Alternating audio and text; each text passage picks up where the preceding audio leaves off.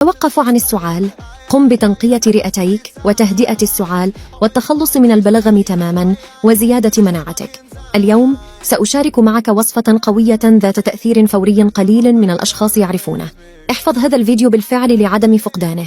اسكب 250 مل من الماء في قدر وضعه على النار حتى يغلي. أصدقاؤنا شاركوا هذا الفيديو مع من يحتاجونه.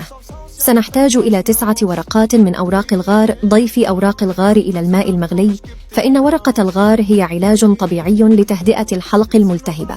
إنها مضادة للالتهاب ومطهرة. أغطوا القدر واتركيها على النار لمدة 6 دقائق على نار متوسطة.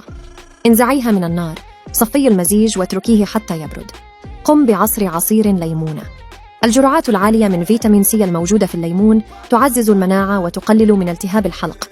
أضيفي 3 ملاعق كبيرة من العسل. العسل له تأثير مهدئ على الحلق، وهو واحد من أعظم الحلفاء في مكافحة الأغشية المخاطية الملتهبة. اسكبي المزيج في جرة زجاجية.